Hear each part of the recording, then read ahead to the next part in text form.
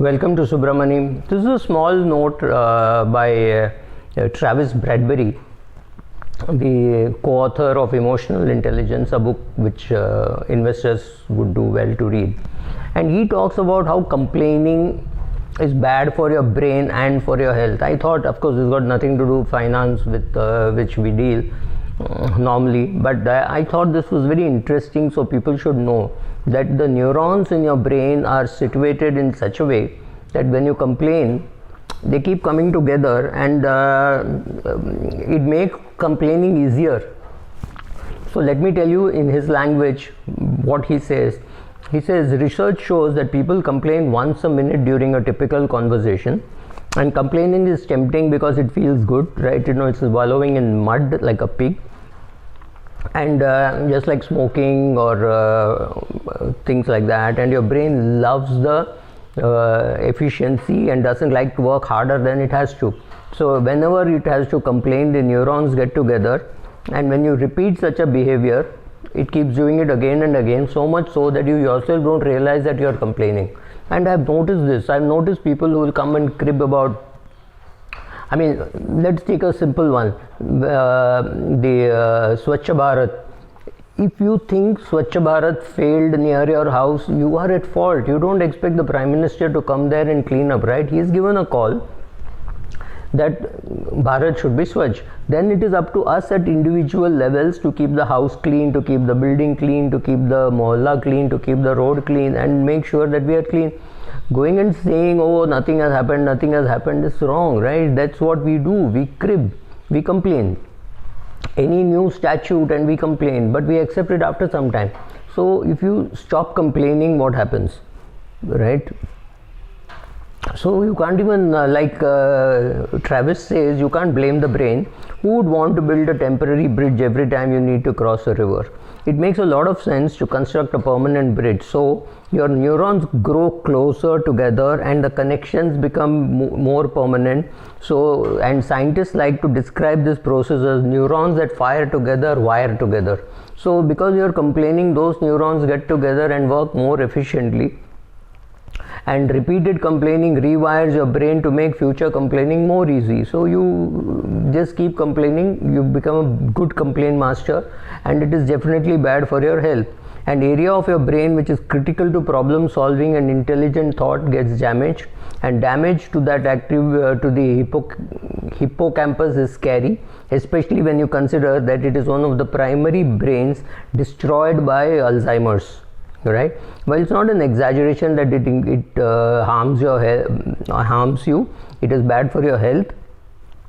It doesn't just stop there. It also releases the stress hormone cortisol. Cortisol shifts you to fight or flight mode, directing oxygen, blood, and energy away from everything productive, but the systems that are essential to immediate survival. So it raises your blood pressure and blood sugar so that you will be prepared to either escape or defend yourself. This is ridiculously bad, how much harm we do to us by complaining, right? And it is not just about you. Since human beings are inherently social, you're passing on the negative thoughts to your friends, and this process is called neuronal mirroring, and it is the basis of our ability to feel the empathy. So which means the other person is also getting your negative thoughts. It's more like passive smoking. So what is the solution to complaining? There are two things that you can do. One is cultivate an attitude of gratitude, right? To be grateful for all the things that you have. Therefore, you will feel less need to complain. So complaining is just a call, it's a pain call, as a psychiatrist would call it, and it's not a very positive sign, which is fairly obvious. And take time to contemplate what could have gone wrong and start taking responsibility for what you could have done. Instead of saying, my mother asked me to do this, therefore I did it, you say, I could not convince my mother that this was not the right thing for me to do, or for my father, or for myself. Accept responsibility. Don't just blame the others. Don't say somebody told me, therefore I did. Or rather, I've heard this complaint very often from IFAs, especially, saying my client doesn't listen to me. Change your language. Don't complain that your client doesn't listen to you. Change your language and say, I am not able to convince my client about the correct course of action. When you shift that language and accept responsibility, first of all, you should have gratitude that your client is, you have a client and the client is talking to you. Second, change the language to say that instead of saying the client is not listening to me, start saying I am not able to convince the client. The minute you shift the blame to yourself, you will make an attempt to convince the client, right? And there is absolutely no point in telling the client, look, I told you so. The question is not whether you told him, the question is whether you told him well enough to convince him, right? So that is important. If you could not convince him for whatever reasons, it is your communication failure and not the client's failure. Start looking at everything from an internal point of view, blaming yourself for things going wrong. Then there's a better chance that you will stop complaining and start improving. The question is not about to complain, the question is more to improve. So have a very clear purpose. Before complaining, know the outcome that you're seeking. If you can't identify a purpose, then it's just complaining about the Prime Minister makes no sense. Whether you voted for him or did not vote for him, even whether he belonged to the Congress, today he is not the Prime Minister of BJP, he is the Prime Minister of India. Accept it, for the next 5 years he is going to be the Prime Minister. There is absolutely no point in saying he should have done this, he should have done that. There are many things which we all know that we should have done. Look, concentrate on the things that I should have done, right? So do your duty. Don't crib about somebody else. Don't crib for cribbing's sake, right?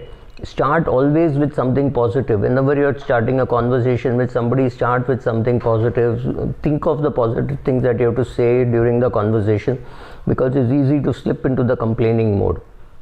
It may sound, even a complaint may sound very, even if you want to complain, I have found that I restrict my shouting only to the, or even the talking to the highest authorities. There is absolutely no point in shouting at the bottom of the pyramid, whether it is a bank or an insurance company or a brokerage house, doesn't matter.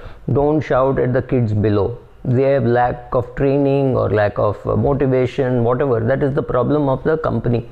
If you want to shout, shout at the MD. Don't shout at the kids way below. There's no point in complaining to them. They cannot set it right. They can only feel, they can only apologize. They've been trained only to do that, right? Be very specific. Don't generally say, oh, your website sucks. Don't say that. Say, when I log in, it logs me out. When I log in, it takes a long time. It does not recognize my password. I need to change the password very frequently. Compared to other competitors, in these specific areas, your website is not as good, right? These are more specific, more receptive, and the boy or the girl at the end is more likely to listen to this than generally cribbing about the quality of service or things, etc., etc. And end on a positive note and say, I am very happy that you listened to me patiently. Please convey this to your management and get back to me. I would be very happy to give you more feedback, or talk like that. Remember, that kid out there has his own problems. He's a low paid kid. He's not very happy doing his job perhaps. There is absolutely no point increasing his stress levels, because in the meanwhile you're increasing your stress levels. So forget whether you want to do good for the kid or not. Do good, at least you want to do good to yourself. Don't want to increase your blood pressure, don't want to increase your sugar levels, right? So play it cool, be constructive. Tell them, look, I tried to open an account, I'm trying to put my phone number, but it is not accepting. It is saying there is an existing relationship. Can you please do something? Can you speak to your compliance? I don't have any other account. Can you check up all this? Talking like this makes more sense than shouting and saying, oh, there are other websites which are good. Honest to God, that kid is thinking, if there are other websites, go there, right? Why are you calling me and cribbing? The fact that you are cribbing means you have some reason to be there, right? So I have a simple thought. If you don't like a fund manager, walk out of that fund. You don't like a bank, go to another bank and open an account. No point in sitting there and cribbing. If you have a choice, exercise it. And then you find that bank is also not good, then you go to a third bank. Then you find that something perhaps is wrong with you, maybe your expectation is too much, and this is the best that you can really get from banks. So then accept it. You accept it, you have 2 legs and 2 hands, right? You don't have wings, you can't fly. Similarly, accept it. This is what you will get in the Indian banking system, broking system, insurance, mutual funds. That's what you will get. There's no point cribbing and increasing your stress levels and the stress levels of the kid out there. Shout at the head of ops. Don't shout at the kid who is doing the ops. Thank you.